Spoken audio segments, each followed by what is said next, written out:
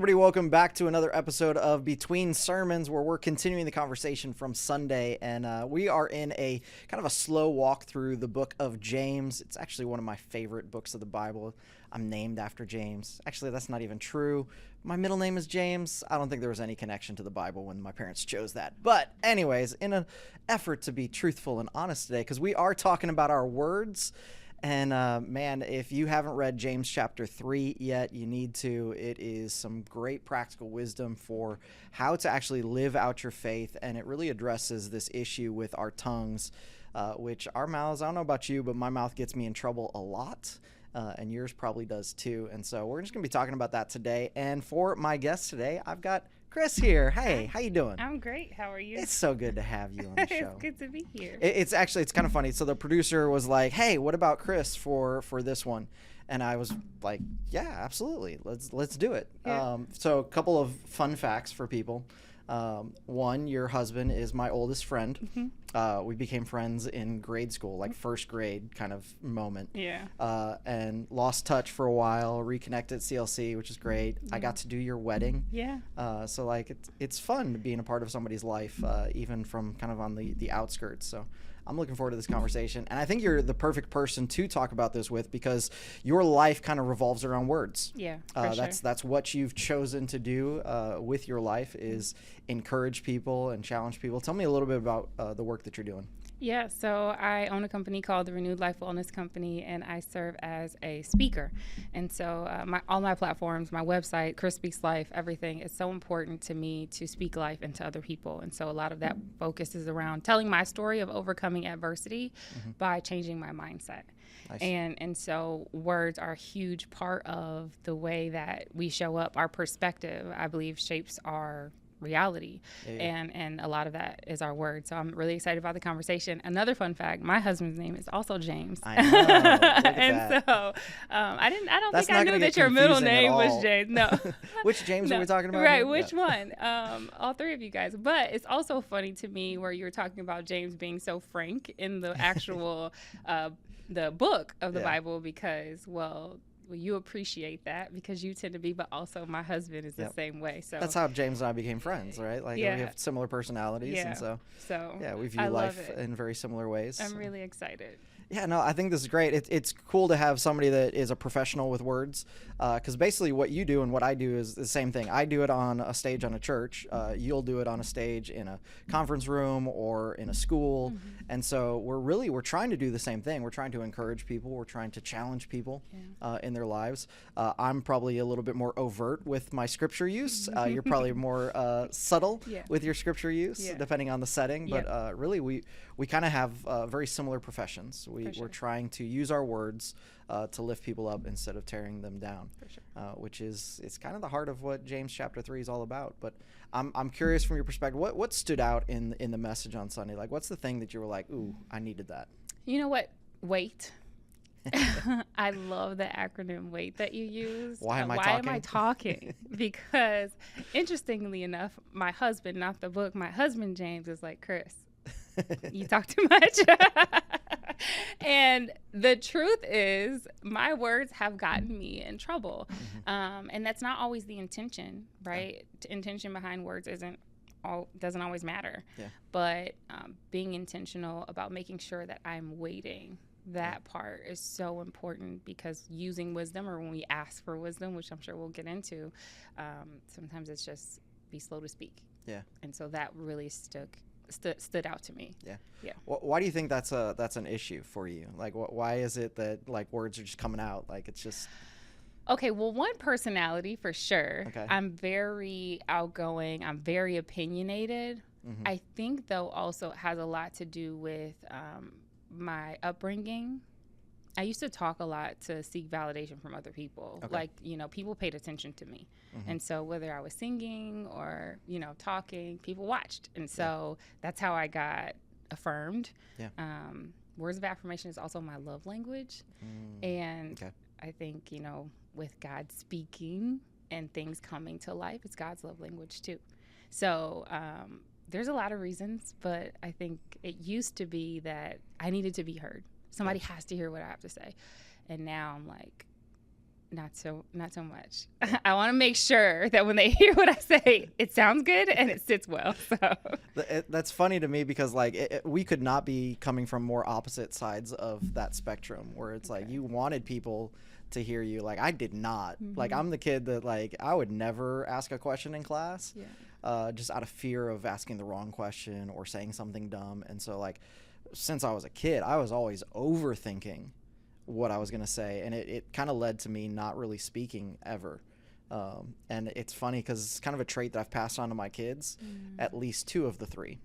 So I have 2 boys. I can guess. Yeah, I have 2 boys that follow after their father. And so like one of like years ago, one of Bennett's Sunday school teachers, he was like 4 or 5 years old, and she was like, he can speak. Like she walked past our office and he was talking to me, and she's like, I didn't know he could speak. I'm like, he's like 4 years old. Like of course he can speak. That's but funny. He never said anything in her class. Wow. And then I have a daughter. So maybe it's a girl problem. Maybe that's the issue here. No, there's some guys that talk a lot. There are. But yeah, so my daughter takes after my wife. Both of them need to learn the acronym WAIT. I love my wife dearly, but that Proverbs verse that says, that some of you need to be quiet. Every time I read that, I laugh, and it just reminds me of my wife. That's funny. The reality is, whether you talk a lot or you don't talk a lot, our words can be dangerous. They can get us in trouble. Yeah.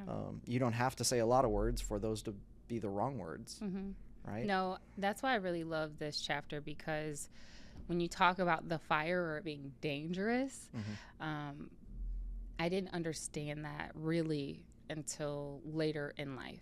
I like being positive. I tend to err on the optimistic side of things as a young person, even despite things that I went through or my upbringing. I wanted to see the light of things, but I didn't realize how words could really, really, really tear people down. And just everything. Like if you say the wrong thing, especially at the wrong time, because you can say the right thing, but you can say it at the wrong time. And there's such a huge impact that it can have. And so I'm grateful now to be in the space of and just to be studying this book, because a lot of us just don't pay enough attention to what our words, what words we're using. I think ultimately that is the problem for people is like we can say our words have power, like our words are powerful, but then people will still just go off and say things. Right. And sometimes I go so far as to say some people will do it intentionally. Like they know that their words are about to have an effect. And so they're like, let me hit this person with it. I know for me, like growing up, I was little. And so I've always been short, always been a small guy. And so I learned very early on, I wasn't going to win a fight physically. And so, you know how I would win fights? With my mouth. I knew how to I could look at somebody, see their vulnerability and be like, all right, that's what we're going to talk. We're just going to attack that weakness. I'm glad you said it first, because I'm the same way. You know what I mean? But it was one of those things that I used. So previously, I was married before my current husband, and that's actually one of the reasons that our relationship was very unhealthy. And I realized that my language at some point, because I lost so much respect in that relationship, was way more damaging. If I ever hoped for him to get better, I really just couldn't be in relationship with this person anymore because my words were destructive. So it's something we have to pay so much attention to. What does that look like in your life, as far as like the words that people have spoken over you, the good, the bad, the ugly? How do you feel like other people's words have shaped who Kris is today? So again, it's been great in a lot of ways because I've been affirmed with words, just not always with action. And so in a lot of ways that helped, because at a young age I was affirmed, my mom used to always tell me, girl, you're gonna be a star. And I'm like, yes, I'm gonna be a star. And here I am, I'm like, where are the lights? I don't see it. What happened? Hey, you've made it all the way to Between Sermons podcast. Look at that. Come on. Thank you. I'm so excited. So a lot of those things, people have always spoken life into me at a young age, whether it was my educators or family members. It's something about you. You have a spark. You're going to do great things. And so for that, despite adversity, I've always kept that in the back of my mind. And so that continues to drive me, because I know that not just that they said it, but I feel like God has affirmed that in me as well. And so I continue to show up despite the things that I face. So that's been great. On the other hand, there were a lot of times where I stayed in situations because I believed words without action. Okay. You know what I'm saying? So words can be dangerous if they're spoken and they're not backed up with, like, are the words true? Yeah. Right. So to say I love you, for example, but then to treat someone poorly. Right. I'm like, but your words, you said it. So I'm going to stay in this unhealthy situation that may not be good for me because you told me I mean something to you. And I choose to believe your words over what you're showing me. So it's served me in many great ways, but it's also been one of those things where we have to understand that words sometimes aren't enough. Yeah. That's James, 1 through 5, right? That the whole premise of it is like our faith is put into action. That there's people out there that just say something, but they don't live the thing that they're saying. For sure. And so that really is the caution that James is kind of walking us all through. Yeah. And I love your story that you've got these bright moments where it becomes the motivation now. It's like you could recognize, okay, when that person said that uplifting, positive, encouraging thing to me, it made me feel this way. It moved me to this. So now I want to be the person that says that to other people. And I love that. And I've got a little bit of a similar story where a lot of the words that were spoken over me were affirming. I've got great godly parents. It probably seemed more like anytime I was in church, I was getting uplifted. Yeah. But a lot of times in school and with friends and stuff, it was just because I was the person cutting people down with words. Everybody around me was cutting me down with words. It's how we would fight back and forth. And I just remember getting some words spoken over me, people saying you're stupid, you're dumb, things that really started to negatively affect me. And what I found, and maybe this is true in your story too, it's like I could get 10 positive words and 1 negative. And which one do you think I was thinking about all day? No, for sure. Right? Like it always leans towards that 1 negative word. And so the motivation that I had kind of in all of this is kind of like you. I want to be the person that's speaking the positive stuff, but I also want to be careful to not let that one negative thing slip out, because that one negative thing or that one condescending remark, that one cutting, moment, it can damage 100 positive words that I've spoken, and now the only thing that they're going to hear is the negative. Yeah, it's sad because that's happened to me more than once, where even with my husband or my kids or whoever in my life, great relationship where things are going really well and you think so highly of them, and then God forbid you say that one thing. I love in the sermon yesterday where you use the example with the toothpaste. Yeah, we went old school. Yeah, that was dope. I loved it because you really can't put it back in there. Yeah. Like once you said it, and you would think like, but I've said so many good things. Like, why is that the one thing? Oh, yeah. But I think it's just human, because our brains were designed to like protect ourselves. When something doesn't feel good, it's like, okay, now I'm afraid of this happening again. And so it just triggers us. Yeah, we put up walls. Yeah, we put up put those barriers really quickly. And so that's why it kind of sticks with us, I think, longer. And so there's another point that you brought up about like sticks and stones may break my bones, but words may never hurt me. And I'm like, words do hurt. I'm always like, they've never not hurt me. Yeah. Honestly, you know what I mean? The words hurt more. Yeah. so I, growing up, my mother's a Christian counselor. And so when I would get in trouble, like she would have a talk, which means we would sit there for like an hour as she would correct me with her words. And literally one time, and this is the smart aleck stupid kid that I was, like one time I was like, can you just spank me instead?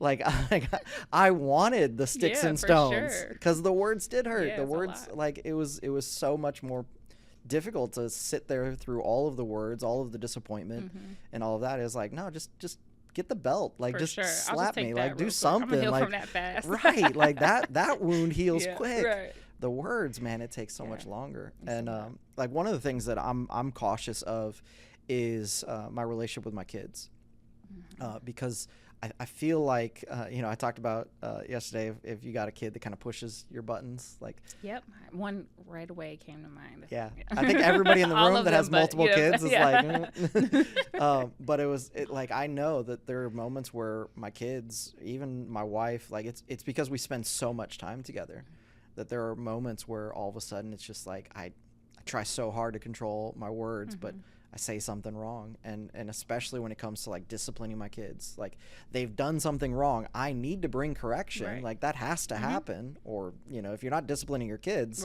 they're running wild. Right. Sure. We need to do something about that. And so, but then it's like, okay, did I go too far? Yeah. Did my words do lasting damage? Did how I communicated my disappointment in them, is this all of a sudden now causing a new problem in their life? And so like I want to be so careful, so cautious with my words, but when somebody's pushing your buttons, it's a lot. Yeah, no, it's tough. When you've told your kids no 3 times and they're still coming back and you're like,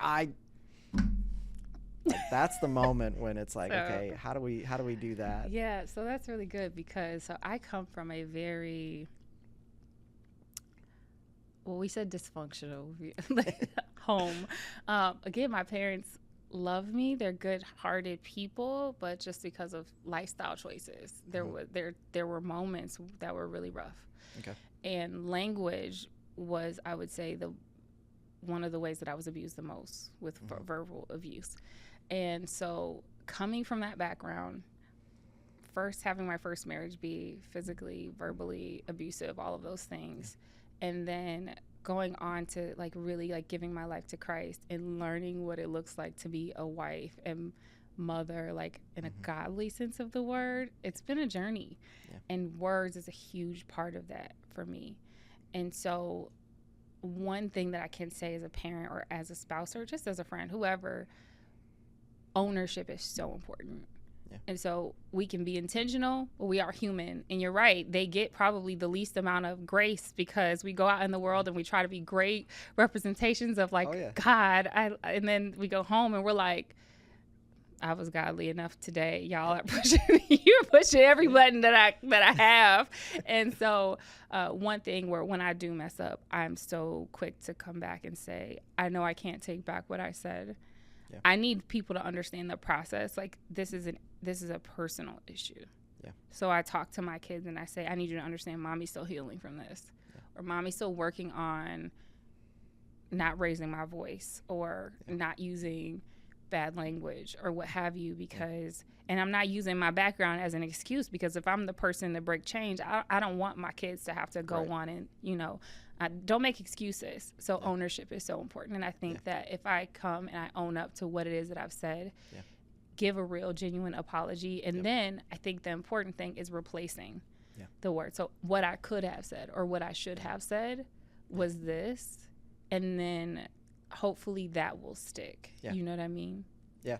And I've been there. I've had that moment where I've had to go to my kids after the fact and apologize for being a parent. And it's like, but going to my kids and just there's a transparency there that I think is healthy. Yeah. The toothpaste illustration, once the words are out, you can't fully take it back. Right? Apologies do help. Yep. Right? But it's that's why we want to be so careful with how do we choose our words. And so I'm curious, so you're kind of sharing some of your struggle with your kids, with family, and just all these dynamics, but like when it comes to actually choosing your words well, what do you do? Like how do you fix some of that behavior? So it's been a process, and it's not something that, again, it's not something like I've arrived. It's not overnight. None of us have. Yeah, right. Perfection is completion, and we're not complete. We're not done. Yeah. So that was good. I really love that you said that. But one of the things that I had to do is, so we think 60 to 70,000 thoughts a day. So. And so I think it's like 90% of those thoughts are repetitive, and then, or 95% are repetitive, and of those, like 80% are negative. Wow. And so actually taking the time to be quiet and listen to what I'm thinking, it lets me know like the conditions of my heart. Yeah. Like, so a lot of people don't like silence. They always need background noise. They always need a TV on, like even when they're working. And being quiet and listening to your thoughts, it'll make you more aware of what's eventually going to come out of your mouth. And so I always say, like, what you say to yourself matters exponentially more than what you say to anyone else about yourself or your circumstances. Because out loud I'm saying words, but internally there's a dialogue happening. And once we start to pay attention to those things, then we can address them. And those are the matters of the heart. Those are the things that we take before God. Like, one thing that I struggle with is, like, I am not enough. Well, where did that come from? You notice that that dialogue, that phrase continues to come up in my language to myself. And so things that I say and the way that I act is going to meet whatever that is. And so writing down thoughts, there's an activity, Lisa Nichols is the first person I ever heard. She's used this, and it's like you have a sheet of paper and you fold it in half, and then you write down all of your negative thoughts. We have automatic negative thoughts that come to our mind, and you just write them all down. What is it that I'm saying? And it could be, my spouse is a jerk. It could be, my kids are terrible. And it could be, I don't have enough money. And it could be all these things, not just about you, but about the people in your life and your circumstances. And then on the right side, you can write a scripture or another phrase to counteract that and replace it, like, with a positive thought. I like that. And those are the things that you start to repeat to yourself every single day with intentionality, because you know this is a thought that's sitting there that doesn't even belong to me. Someone said that to me. You mentioned, like, someone talking about your voice when you and then I'm doing a podcast. It's like, it's like, that's a horrible idea. Overcome that. No, it's great because your voice isn't bad. So that was hilarious that what people say to us have so much, it can have so much power. But addressing those things, figuring out kind of where they came from, taking that to God, God help me with this, and then replacing those thoughts, saying those and affirming yourself daily with new words, that it's an internal work. And then your words will start to reflect that. So, I mean, that's how I've started to do the work, healing. Yeah. You know what I mean? Like, and that's like, and then right now, I think the first thing that you can do if you're trying to change it now is be quiet. That's why I really love wait. Like, just, I used to, oh my gosh. So I used to argue all the time with my ex-husband. And with James now, I'm like, early on in our relationship, my words would get me in a lot of trouble. I would literally bite my lip. Wow. I would bite my lip while he's talking to me. To keep yourself from saying something? Yeah. And I don't think I've ever told him that. But I literally have marks. Awesome. I had marks on the inside of my lip because I would bite my lip to keep from saying something sometimes you got to do what you got to do, right? To make it worse. No, I so love literally that. bite your tongue. Yeah. Do what you have to do to refrain from speaking poison. Yeah. Yeah.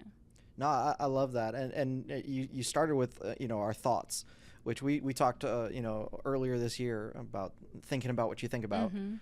Right. And really that's the concept, writing down those thoughts on one side, writing down the counterpoint on the other side. It's a beautiful practice because that is in essence taking every thought captive. For sure. Which is what the Bible is telling us to do. Like, and what we didn't get a chance to really talk about in the message is this idea that your words are actually the fruit that comes from the thoughts that you think.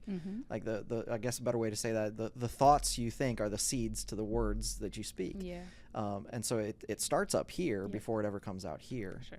And we've got to address the thought life, which I think is what you're trying to do with your life, is helping others kind of address the thoughts because as we ruminate on those things, as we have those negative thoughts all the time, it's just inevitable that you're going to have negative speech that comes as a result of it. For sure. And the more garbage in, the more garbage out. And it helps me view people, too, with a certain level of empathy now when I hear, because when I hear people speak, it lets me know about the condition of their heart. Yeah.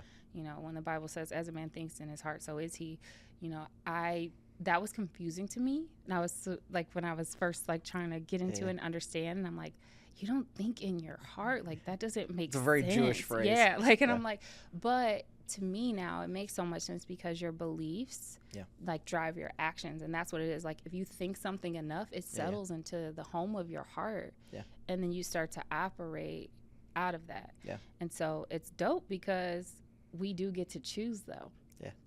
A lot of us, we're doing life and it's kind of haphazardly. Yeah. But when we choose intention and we choose to reset the way that we think and the way that we speak, your life can truly begin to transform. So that I have a three-step system. It's renew, rethink, transform. It's renew your mind, rethink the possibilities, and then transform your life with your habits. And so, I really do love how our beliefs do drive our actions, but that we have the power to kind of shift that when we start to speak differently. Yeah. Walk me through that one more time. Break down those 3 steps for me. Sure. Okay. So renew, even my company is based on Romans 12:2, be transformed by the renewing of your mind.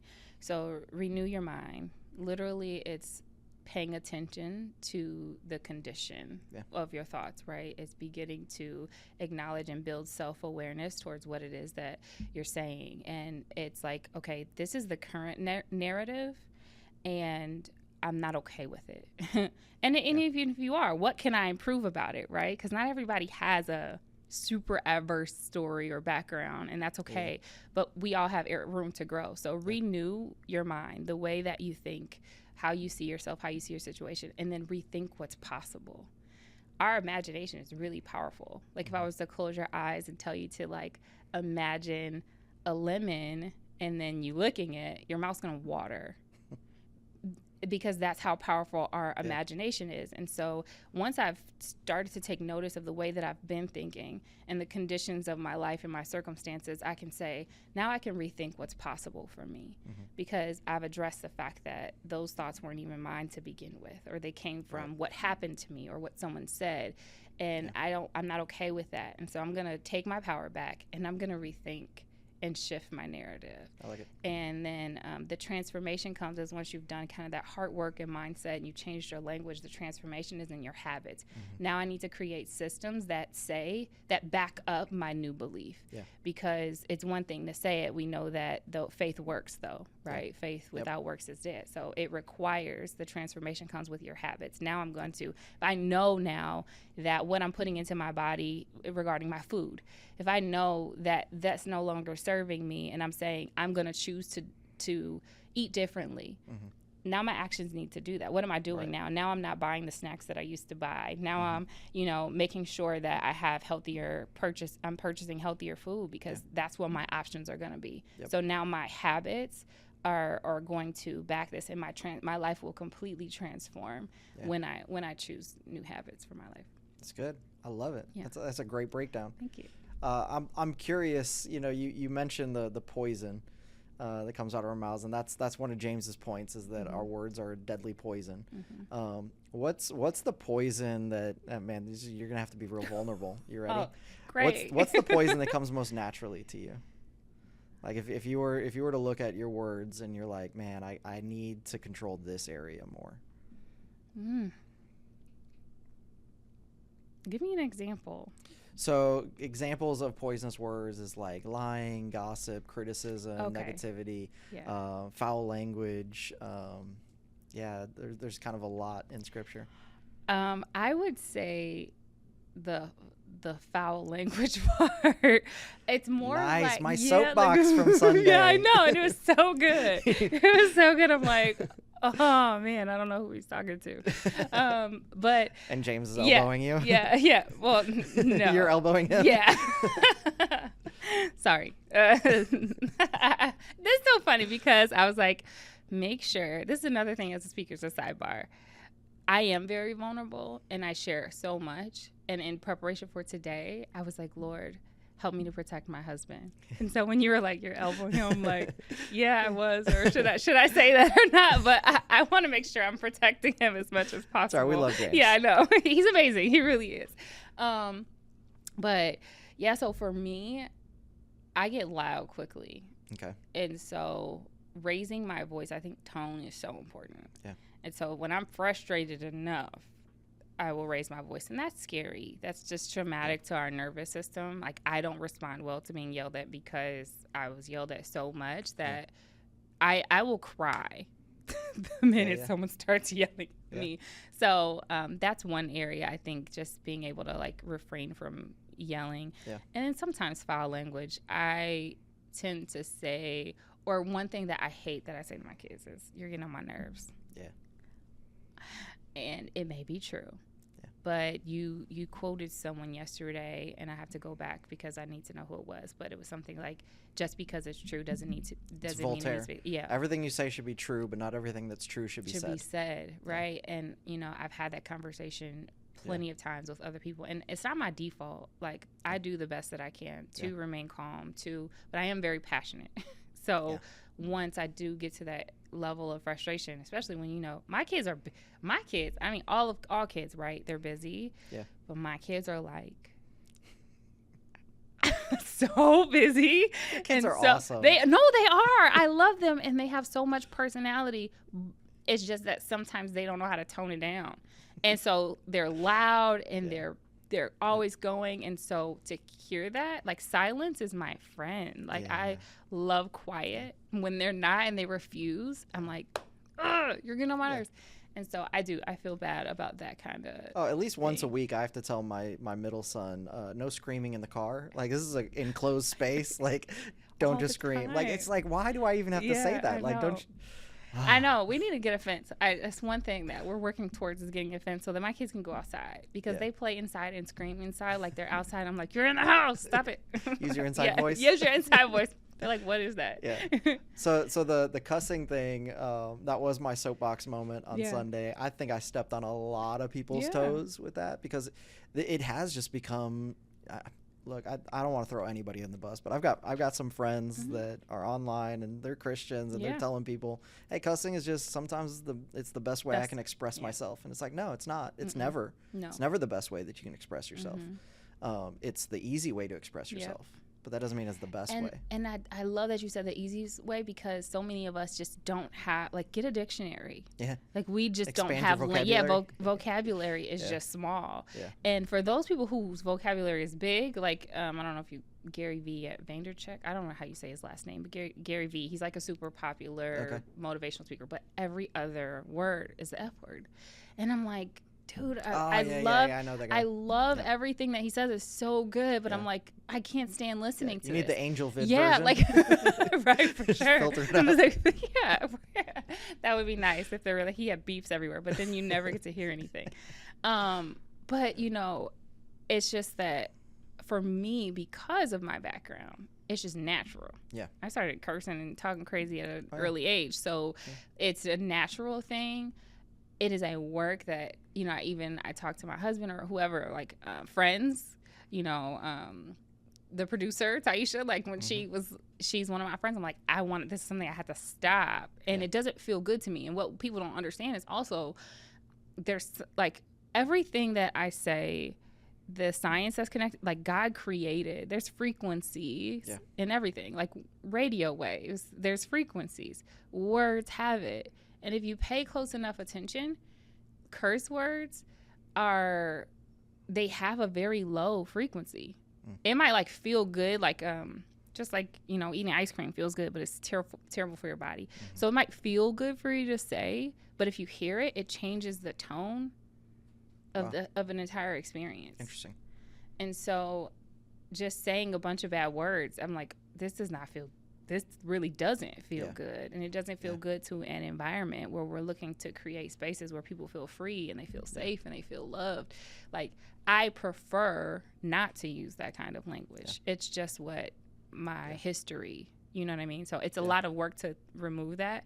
But that's why I keep coming back to weight. That's why I really love that. Yeah, the whole cussing thing, it's funny. I was in, like, it was in school with James. It was like a third or fourth grade, I think. And somebody, I don't remember, it wasn't James, but somebody in the class was like, how come Brent never swears? And all of a sudden, it was like all eyes were on me. And it was like, how come Brent never cusses? And I was like, I do too, cuss. I do too. And they're like, no, you don't. No, you don't. I'm like, yes, I do. And so, like, I just let rip, like, every cuss word I had ever heard from anywhere ever before. Oh, poor kid. And all of a sudden, like, from that moment, and it was true, though. Like, up until that time, I never did cuss around people. Like, it just wasn't part of my vocabulary.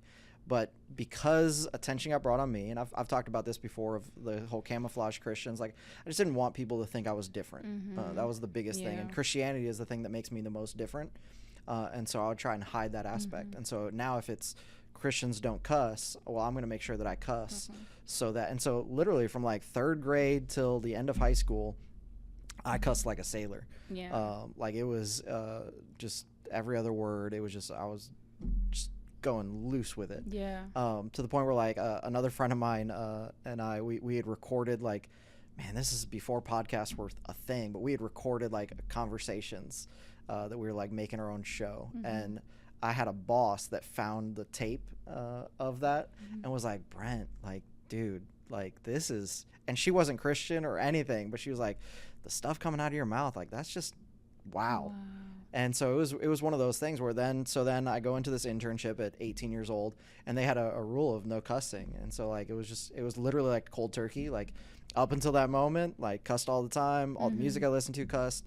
Then all of a sudden I go into this internship and it was like no cussing. And like they would even have like moments where like you couldn't use Christian cuss words. Like so like the replacement words, like I need to heck, know what are they? darn.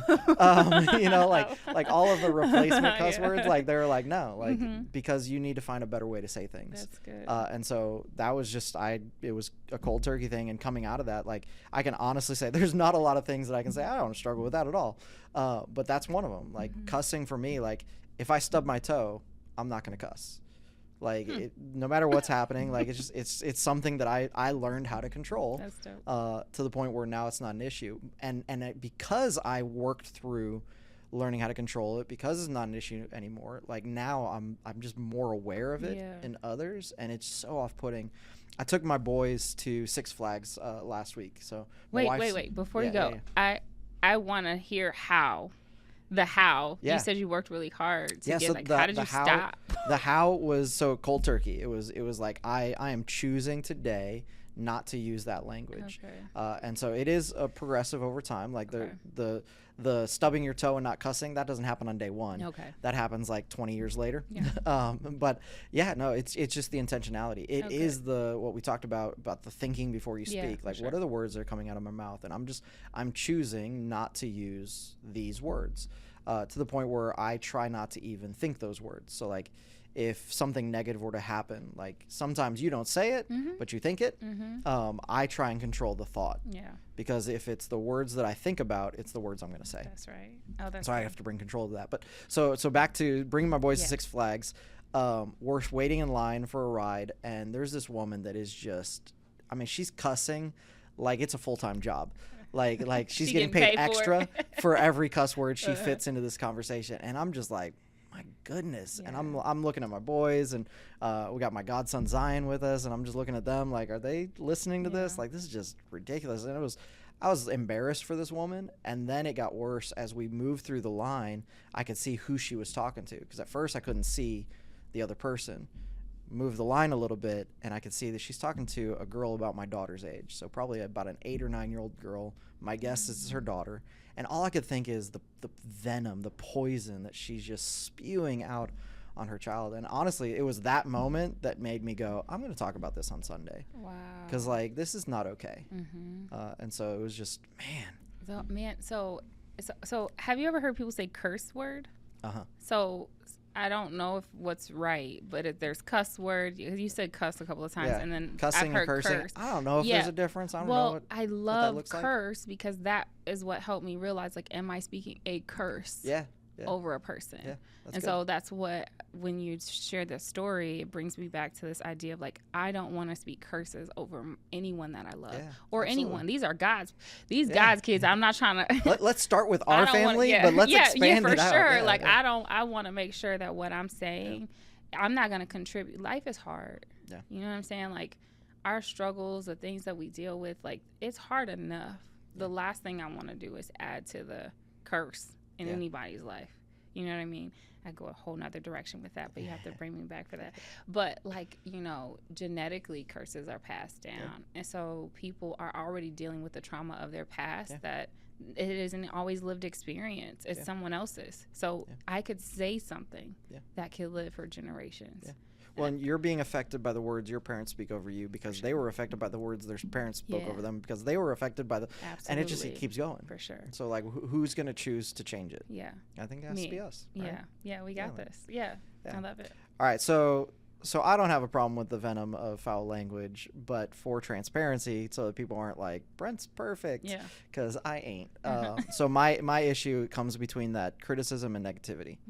So for me, it's very easy and it comes back to that childhood of like finding ways to hurt people with my words, because that's still second nature. Like that's the thing that I'm actively working on now, that I don't want my words to be negative or critical all the time. And it's very easy for me. I'm a problem solver by nature, which means my attention is drawn to the problem. If I walk in a room and 99 things are perfect and one thing is wrong, I'm going to try and fix the one thing that's wrong. Like that's where my focus goes to.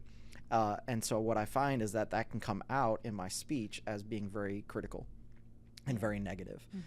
And that does rob you of the ability to uplift and encourage and all of that. And so I have to be extra careful with my words. It's funny in the illustration of the toothpaste, like I couldn't help myself.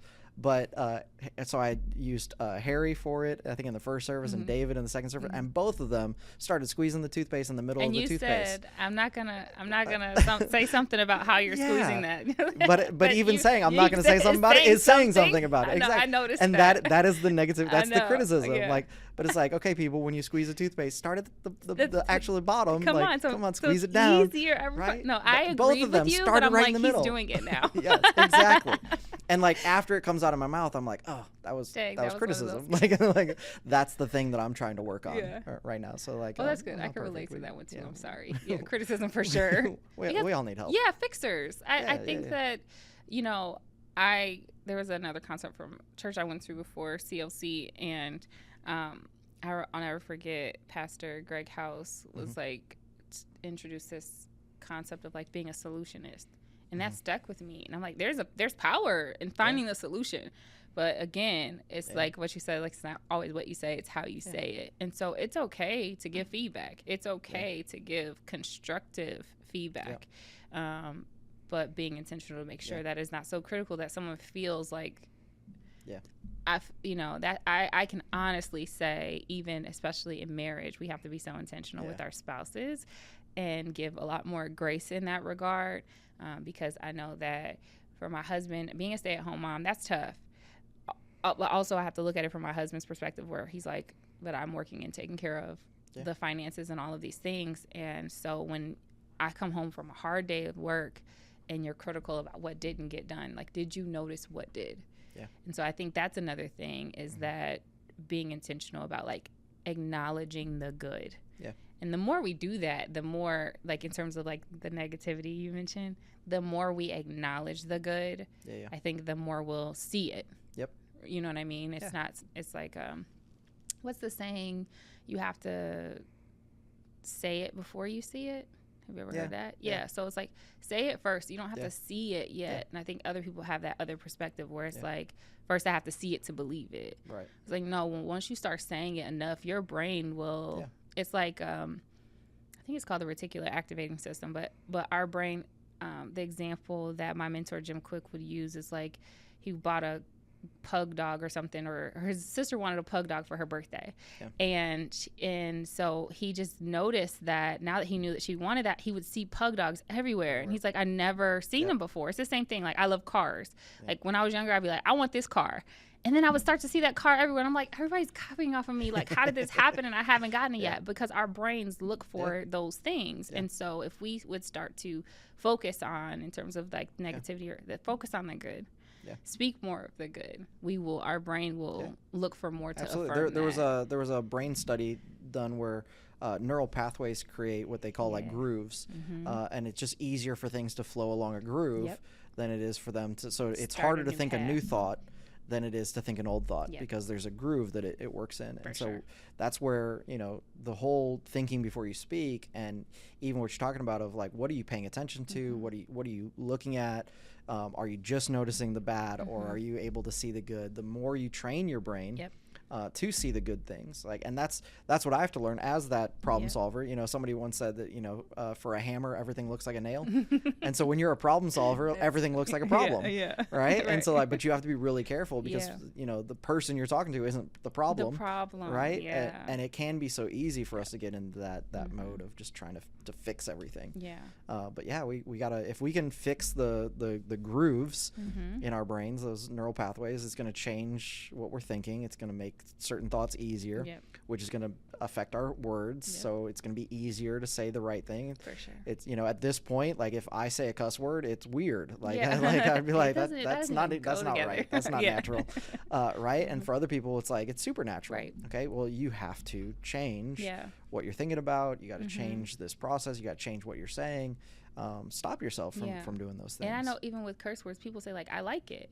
Like, but you like it because it's easy. Like, to your point of the brain, like our brain being malleable, I could geek out on this forever. So like, but to the point of us being able to train our brain, you like something because it's comfortable. You like it because it's natural. It's challenging to change for sure. It's not an easy thing to do, but like you said, it starts with a made up mind. Everything starts with a made up mind, a choice. But because we have choice, our life can be so much more powerful and so much more intentional. And I forgot, I wanted to point out that even with, like, I've heard people say that, like, well, we've assigned language, like we've assigned meaning to curse words. And I think that people use that as an out. Like, oh, well, we decide this meant something else somewhere else, and that's fine. Like, you know, what is a female dog called, or what is a donkey called? Like, sure. But because we know what the connotation is now, that does not give you freedom, or what it used to be. It doesn't give you freedom to continue to use that language. Which is funny because it actually ends up being an argument against themselves. Because that's even why in the internship I was in, that's why the Christian cuss word was banned. Because it was like, your intent is still the same. For sure. Oh, heck. Like, what are you wanting what to are you say? Saying? What are you really communicating? Right? And so it really is. So when people are like, oh, you know, they're just words and we'll change what they mean. It's like, okay, sure. And there may be a new cuss word introduced down the road. You shouldn't say that one either. Right? Like just because what the word is intending and what you're trying to communicate with it is the issue. Like it's not the word. Right? Like when James wrote the book, like there were certain cuss words today that weren't cuss words then. I've been to other countries where they're trying to translate things and they're asking me, is this the right way to say that? And I'm like, no, because that's a bad word. But like, it's just, because languages evolve. For sure. And so it isn't about the word. It's about the intent of the word. What is the word representing? What is the word doing in the ears of the hearer? So we just got to be careful with what we say. Poison just comes out of our mouths. And so James gives us a solution to the poison in our lives, and it's a very simple solution. It's wisdom from above. And he had already told us in James chapter 1, if any of you lacks wisdom, ask for it.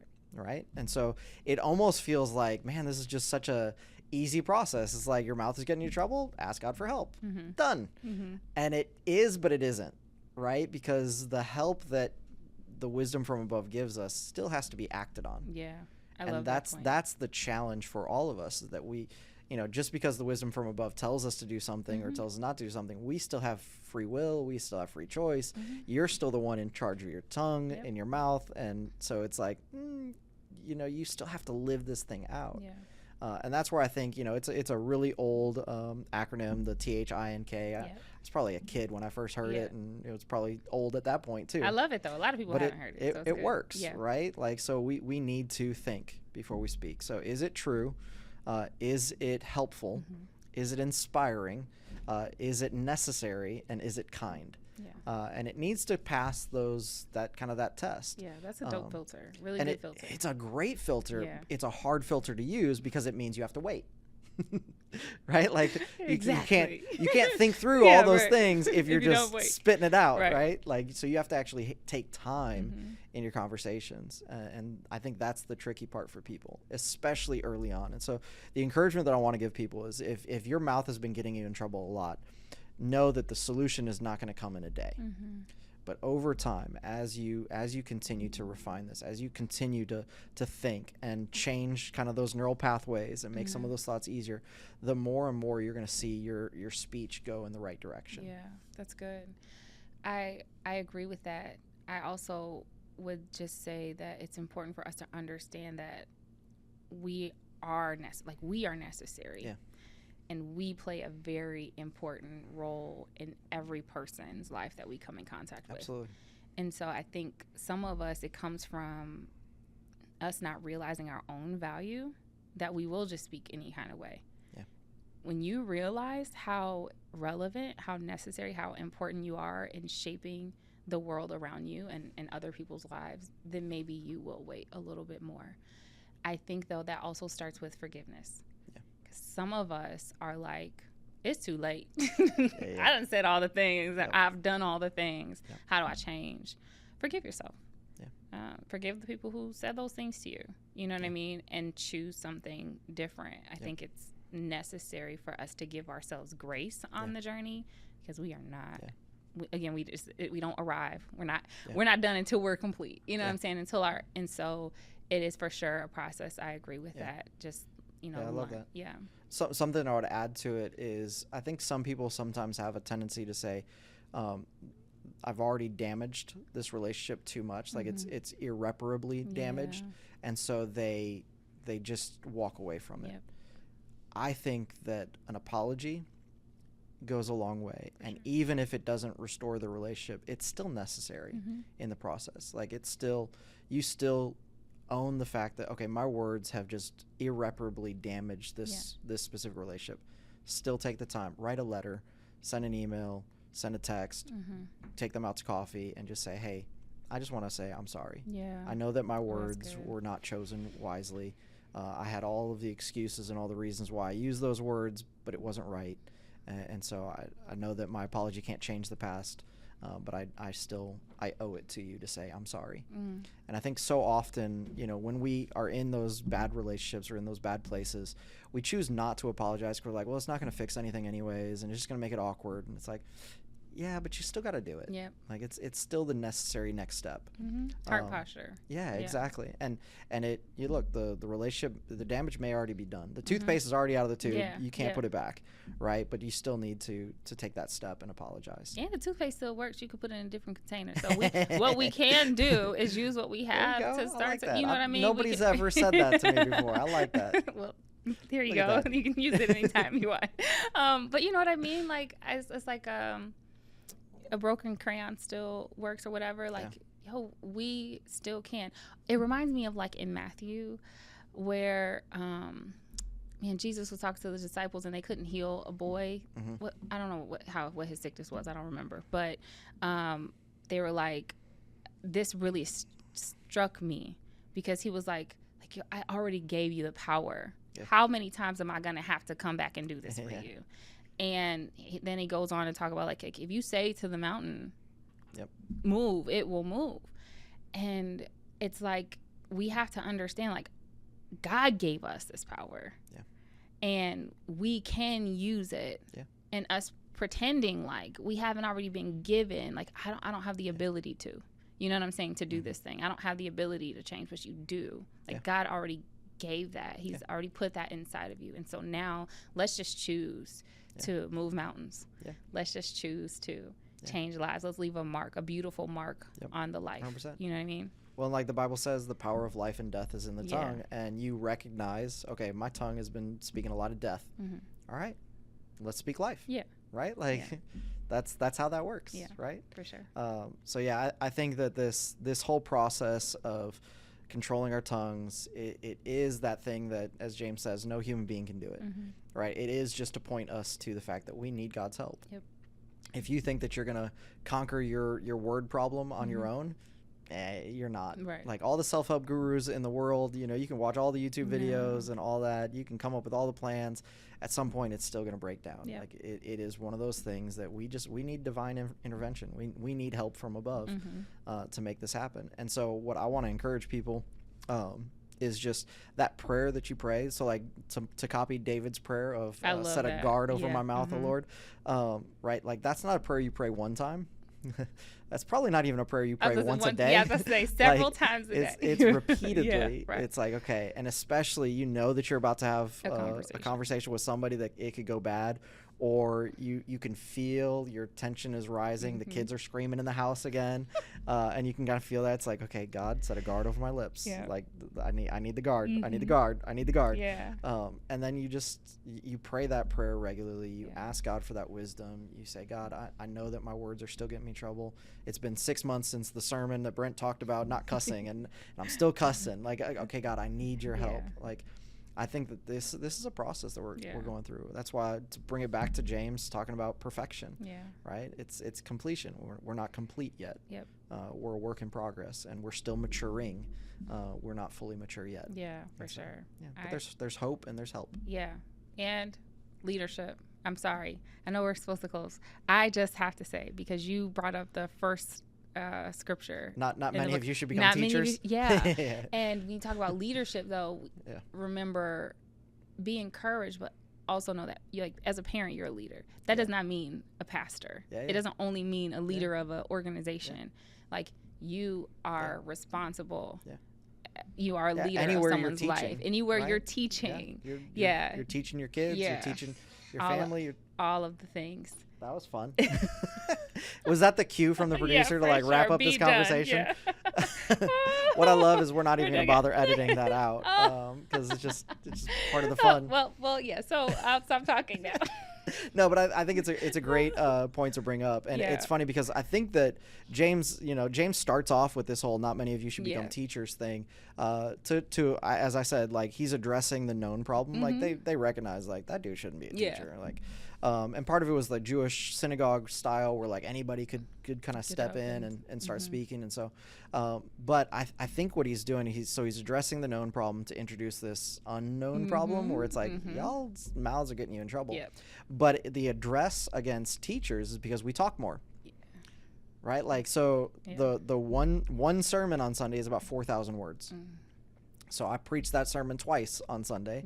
That's 8,000 words in an hour.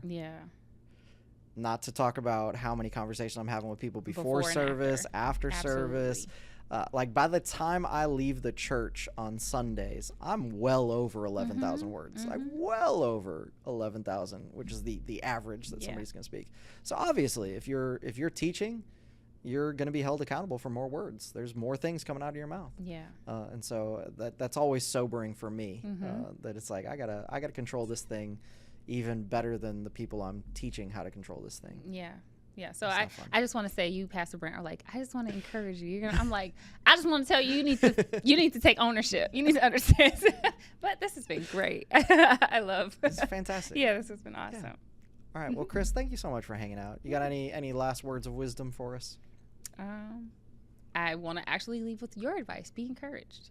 We are a work in progress, and when we choose to continuously evolve and give ourselves grace, like just practicing self-compassion, then you give yourself room to grow. Notice the thing.